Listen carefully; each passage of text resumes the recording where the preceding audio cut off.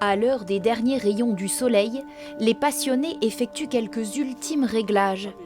C'est la première fois que le public est attendu pour une nuit des étoiles au Mémorial national australien de Villers-Bretonneux.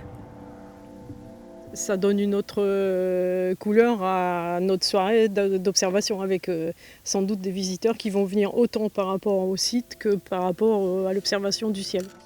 Les membres de l'association Repères venus de l'Oise proposent aux visiteurs d'observer le ciel dans des conditions idéales. Ces différents télescopes sont déjà une découverte. La lumière des étoiles va rentrer dans le tube. Au fond, c'est un miroir parabolique, c'est-à-dire qu'il est un petit peu creux comme ça, et il va concentrer les rayons de la lumière, ils vont rebondir au fond, comme sur un miroir, et ils vont aller taper sur le petit miroir là, tu vois, ici là. L'astre du jour tire sa révérence et la lune entre en scène, offrant un spectacle de toute beauté.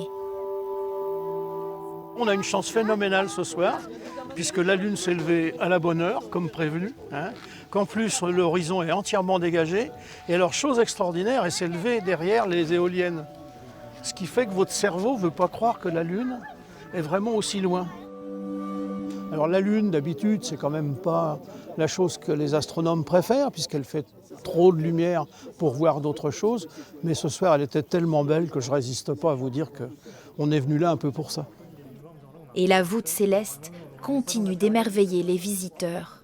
Alors cette nuit, on va avoir quelques objets malgré la Lune. On aura ce qu'on appelle un amas globulaire, un petit assortiment de 500 000 étoiles qui viennent nous faire un joli objet. Puis alors il y a peut-être une chose dans une demi-heure, avec un ciel comme ça, on verrait bien la Voie lactée, n'est-ce pas? Je prends la Grande Ourse, j'arrive sur Arcturus. Et maintenant d'Arcturus, je pars sur Vega au-dessus de ma tête. Il est très passionné et c'est un puits de science. On peut lui poser n'importe quelle question, il y a une réponse à nous donner. C'est vraiment incroyable. J'ai appris que la casserole, je ne la connaissais pas avant. Découvrir les différents noms d'étoiles, où ils se trouvent, c'était super intéressant et enrichissant.